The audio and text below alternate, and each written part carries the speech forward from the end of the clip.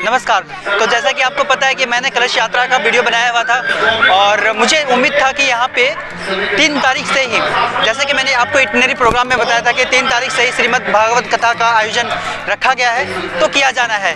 सो अभी इस वक्त जो आप बैकग्राउंड से आवाज़ सुन पा रहे हैं वो आवाज़ें हैं, आह्वान किया जा रहा है लोगों को, श्रद्धालुओं को, जितने भी आसपास के गाँव में ग्रामीण लोग हैं उनके मनोरंजन के लिए जो श्रीमद् भागवत कथा रखा गया है उसके लिए टाइम हो गई है, तो वो सारे लोग बुला रहे हैं उनको, और साथ ही कमेटी के लोगों के भी आह्वान की जा रही है। तो इस वक्त मैं खड़ा हूँ मंदिर परिसर में, और जब तक श्रीमद् भागवत कथा स्टार्ट नहीं हो जाता, प्रारंभ नहीं हो जाता, तब तक मैं कुछ मंदिर की झलकियाँ आपको जरूर दिखा देना चाहूँगा जो इस वक्त रात को बिल्कुल जगमगाते हुए प्रतीत हो रही है। जैसे कि आप मेरे इस कैमरे के बैकग्राउंड से देख पा रहे होंगे, तो देखिए इस प्रकार से दिखता है मंदिर परिसर और यज्ञ स्थल, जहाँ पे यज्ञ होना है 7 दिनों तक, जो कि आज से लगभग प्रारंभ हो चुके हैं। और ये सारे जो अभी आप इस वक्त देख रहे हैं ये है कलश, जो कलश यात्रा को लेकर के माताएं बहनें आई हुई थी, श्रद्धालु सारे लेकर के आए हुए थे, तो इनकी संकल्प की गई। सो गाइस, आपने देखा कितना खूबसूरत प्रकाश से जगमगाता हुआ ये बांडी का खूबसूरत सा प्राचीन शिव मंदिर। और इस वक्त गाइस मैं अपने चेहरे पे मास्क नहीं लगाया हूँ, इसके पीछे रीज़न है कि भीड़ अभी थोड़ी कम है, बट जैसे जैसे भीड़ होगी, एक्चुअली मैं मास्क तो घर पे भूल करके आया हूँ, बट मैंने स्कार्फ लाया है, रुमाल में अभी मुंह में बांधूंगा, बिकॉज ये बहुत नेसेसरी है कि अपने आप को किसी तरह बचाए रखें। ये मेरी सुरक्षा, मेरी जिम्मेदारी है, तो मुझे ज़रूर लगाना चाहिए। और मैं आप लोगों से भी निवेदन करूंगा, और साथ ही निवेदन करूंगा कि इस जगह पे ज़रूर आए। श्रीमद् भागवत कथा का प्रारंभ आज से दिनांक 3 तारीख से प्रारंभ होने वाली है, जो चल करके 9 तारीख तक होगी, और यहाँ पे परिक्रमाएं आज से प्रारंभ हुई है। तो आप आए यहाँ पे इस मंदिर में, काफ़ी शांतिपूर्णमय जगह में बनाया गया है। मैं दिन में आकर के अगले वीडियो में आपको दिखाऊंगा जरूर कि इस मंदिर के जस्ट बगल में एक छोटा सा तालाब है, बड़ा खूबसूरत सा लगता है, यहाँ का जो नेचुरल व्यू बनता है। सो ये है पूजा समिति के सदस्य जिनका बड़ा कोऑपरेट रहा है मेरे वीडियो को शूट करने में, तो इनको दिल से धन्यवाद मैं कहना चाहता हूँ। Thank you sir. तो गाइज अब चलते हैं डायरेक्ट, मैं आपको दिखाता हूँ श्रीमद् भागवत कथा जहाँ होनी है उस सभा को, और वहाँ के वीडियो को संचालित होते हुए। So please carry on. So guys आ चुकी हैं देवी चित्रलेखा जी, इस वक्त उस स्टेज पे बैठी हुई हैं। अब वहाँ से श्रीमद् भागवत कथा का आरंभ होगा, श्रीमद् भागवत कथा के पहले पाठ का आरंभ होगा। ये पहला दिन बड़ा ही सुखद, आप इसी तरह से एंजॉय करते रहिए, मैं सब कुछ आपको दिखाऊंगा। और इस वक्त आरती का माहौल बनेगा, सो आप देख सकते हैं सभी लोग खड़े हो चुके हैं और आरती गाई जाएगी। आरती के साथ प्रारंभ होगा, तो आप एंजॉय कीजिए गाइज। ओम ज्वालामालिन्ये नमः राजवायुष्य प्राणस्य मुखा दग्ने राजायता।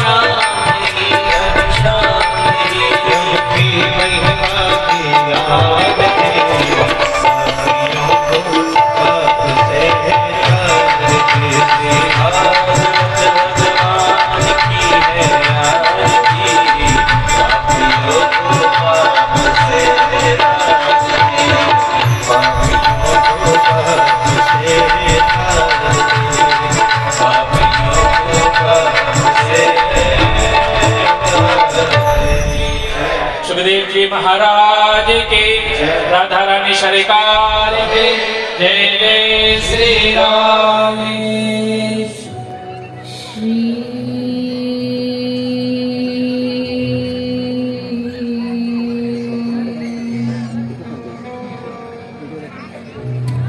कृष्ण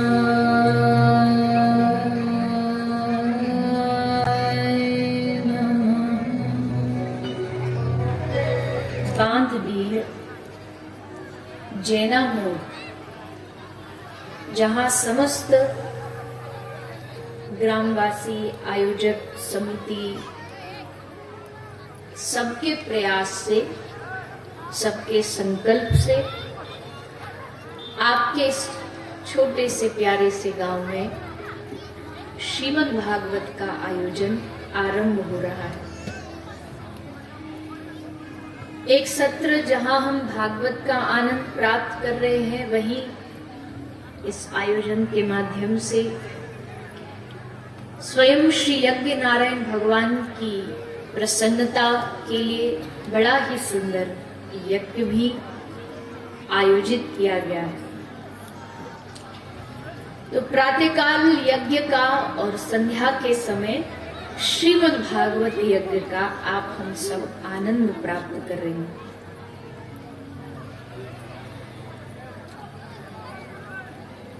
दो प्रकार के यज्ञ होते हैं। एक यज्ञ है जिसके लिए यज्ञ कुंड बनाया जाता है, विद्वत विप्र बुलाए जाते हैं, मंत्रोच्चारण द्वारा यज्ञ में आहुतियां डाली जाती है, सामग्री डाली जाती है, घी अर्पित किया जाता है। उस यज्ञ में द्रव्यों की, वस्तुओं की आहुति दी जाती है। किंतु ये जो श्रीमद् भागवत है, ये भी एक प्रकार का यज्ञ है। तो अगर यज्ञ है तो जब उस यज्ञ में आहुति दी जाती है, प्रदान की जाती है, तो इस यज्ञ में भी कुछ ना कुछ आहुति देनी चाहिए। तो इस यज्ञ की आहुति क्या है? बोले इस यज्ञ में आपको किसी द्रव्य, किसी वस्तु की आवश्यकता नहीं है, ना आपको कोई धन खर्च करना, ना आपको घी खरीद के लाना। यहाँ वस्तुओं की नहीं, बल्कि अपने जीवन की कमियों की आहुति इस भागवत यज्ञ में आपको अर्पित करनी है। अपने अवगुणों की आहुति देनी है। अर्थात हमारे अंदर कोई किसी प्रकार का अवगुण है, किसी प्रकार की कोई कमी है, भागवत आपसे उसकी आहुति इन 7 दिनों में मांगेगी। कि जो भी आपकी बुराई है, जो भी आपकी कमी है, उसको श्रीमद् भागवत रूपी यज्ञ में स्वाहा यानी अर्पित कर दीजिए। भागवत आपके समस्त अवगुणों को आपसे ले लेगी और हमें कैसा कर देगी? हमें श्रीमद् भागवत सुनकर के, इसका मनन करके इतना पवित्र कर देगी कि हम भगवान तक पहुंचने के योग्य बन जाएंगे। कल्पतरु वृक्ष के नीचे बैठ करके, उस वृक्ष का महत्व यही होता है कि उसके नीचे आप बैठोगे और उससे जो भी मांगोगे तो आपको तुरंत प्राप्त हो जाए।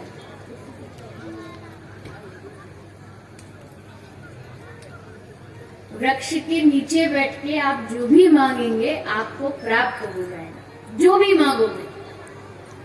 तो श्रीमद् भागवत कल्पतरु क्यों कही है? बोले भागवत के सानिध्य में बैठ करके अगर आप इस श्रीमद् भागवत से भी कोई इच्छा करोगे, भागवत आपको तुरंत प्रदान कर देगा, तुरंत दे देगा। पर अब बड़ी बात यह है कि मांगे क्या? क्या मांगे इस श्रीमद् भागवत से? क्योंकि मांगना हर किसी को नहीं आता। वो ठाकुर जी, वो सबके मालिक है, ब्रह्मांडों के मालिक है। अब वो भगवान, जब हम पृथ्वी पर, पृथ्वी क्या है? कैद खाना है। दुखालयम। भगवान कह रहे हैं ये दुखालय है, यहाँ जिसने जो जो पाप किए उसके परिणाम के लिए जेल में डाल दिया गया। सब अपना पाप की काटने के लिए इस संसार में आए। अब भगवान हमसे पूछते हैं कि तुमको कुछ चाहिए तो नहीं, कोई कमी तो नहीं है, सब ठीक चल रहा है ना। तो जैसे वो कैदी कोई रोटी मांग रहा है, कोई कंबल मांग रहा है, कोई साबुन मांग रहा है, छोटी मोटी चीज मांग करके बड़ी चीज हाथ से छोड़ रहे हैं, वैसे हम लोग भी भगवान से क्या मांगते? भगवान बस 1 लाख रुपया दे दो, भगवान एक घर बनवा दो, भगवान एक बेटा हो जाए, भगवान नौकरी लग जाए। ये छोटी छोटी चीज हमने भगवान से मांगी। इस दिन हमने मांग लिया कि भगवान हमें सब चीजों से, ये झंझटों से मुक्त कराओ और बस अपने चरणों से जोड़ लो। भगवान को एक क्षण की देर नहीं लगेगी हमको अपनाने में। और हम मांगते कहाँ? हम मांगते ही नहीं, हम संसार की वस्तु ही मांगते मांगते जीवन निकल गया अब तक। इसलिए भगवान ना कभी हमें मिले, ना हमें कभी भगवान से प्रेम हुआ, क्योंकि हमने मांगा ही नहीं। हमने मुक्ति किसको मिलेगी? जो मुक्त होना चाहेगा। अब जिसको होना ही नहीं तो उसको कहाँ से मुक्ति मिलेगी? पहले तो मन में सोचना पड़ेगा कि हमको मुक्त होना है, हमको भगवान के चरणों में जाना है, तब तो वहां तक पहुंचेंगे। तो पहला विचार, और वो विचार कहाँ से आएगा?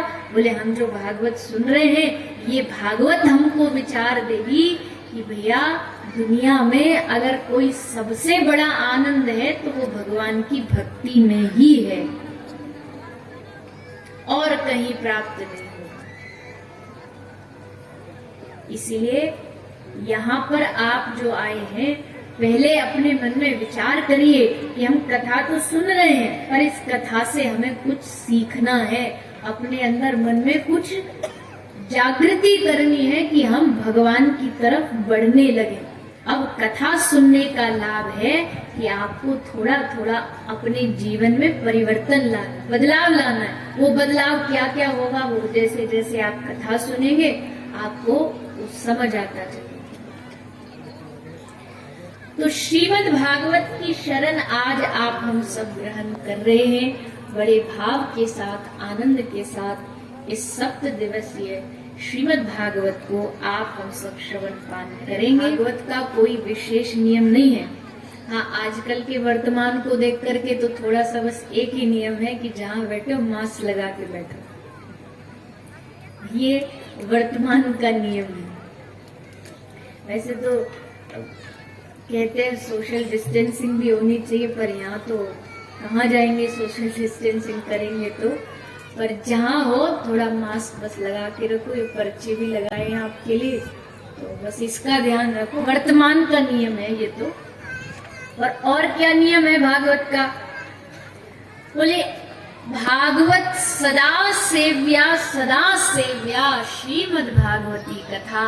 भगवान की कथा इतनी प्यारी है कि इसके लिए कोई विधि नियम ऐसे नहीं रखे जिसको हम पालन न कर पाए।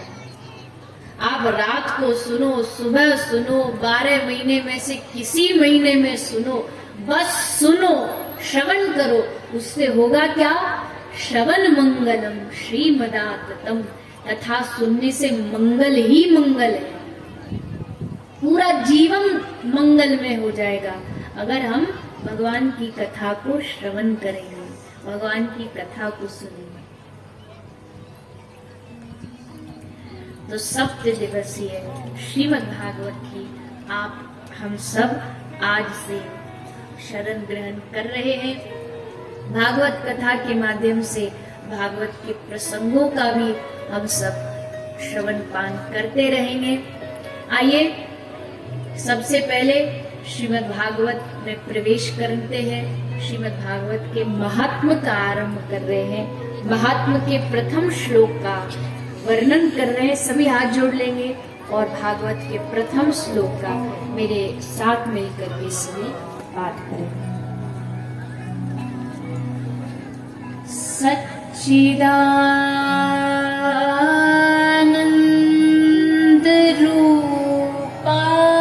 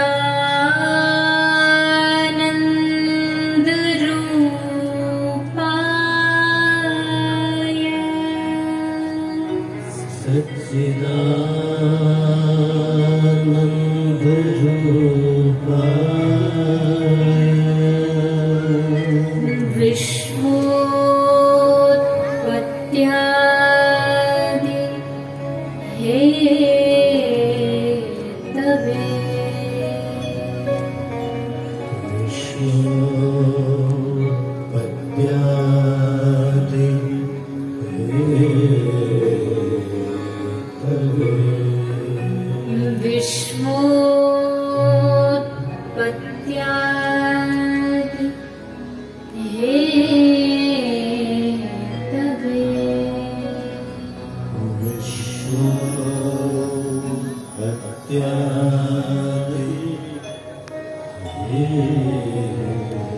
श्लोक में भगवान श्री कृष्ण के स्वरूप, स्वभाव और कर्म का वर्णन किया है। सबसे पहला शब्द है सच्चिदानंद रूपाय। भगवान को सत्य कहकर के संबोधित किया गया। एक शब्द आप सबने सुना होगा, सत्य, माने सत्य क्या है, सत्य क्या है इस दुनिया में। अब इस पर बड़े बड़े तर्क भी हो सकते हैं। कोई कहेगा ये सत्य है, कोई कहेगा ये सत्य है। पर अगर शास्त्रों की बात करें, शास्त्रों के हिसाब से सत्य क्या है? बोले सत्य एकमात्र एक ही है। जब किसी की मृत्यु होती है तो कंधे पर रख के जब उसे ले जाते हैं, शव यात्रा निकलती है, तो क्या बोलते हैं?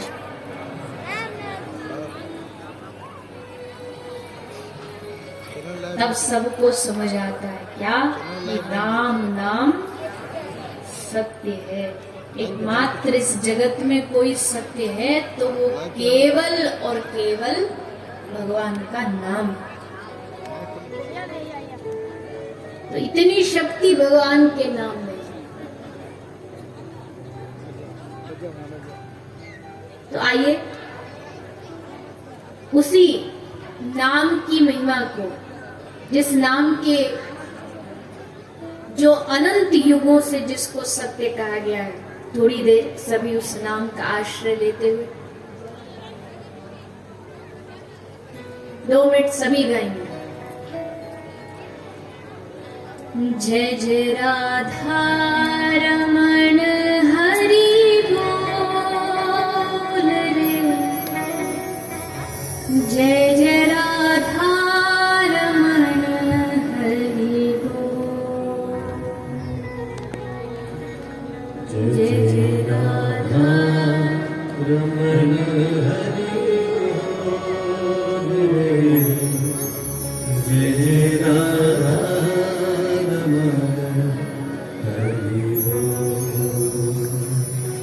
जय जय राधा रमण हरि बोल रे, जय जय राधा रमण हरि बोल, जय जय राधा रमण हरि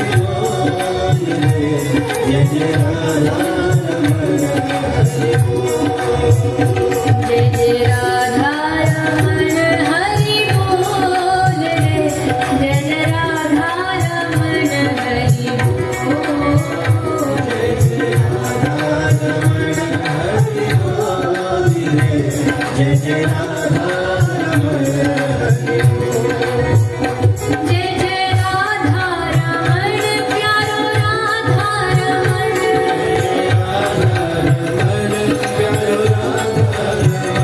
जय जय राधा रमण प्यारो गोपी रमण, जय जय राधा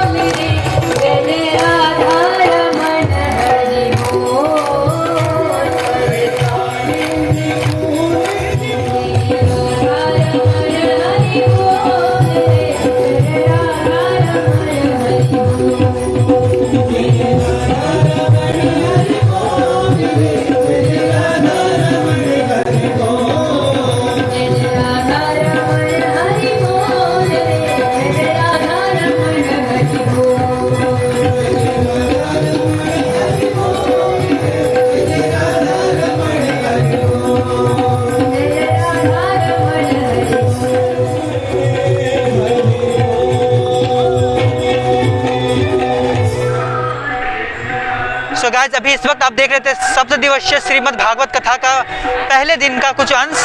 आपसे क्षमा प्रार्थी हूँ कि मैं पूरी वीडियो नहीं अपलोड कर सका, बट ये कुछ भाग थे पहले दिन का और काफ़ी अच्छा खासा भीड़ था दोस्तों।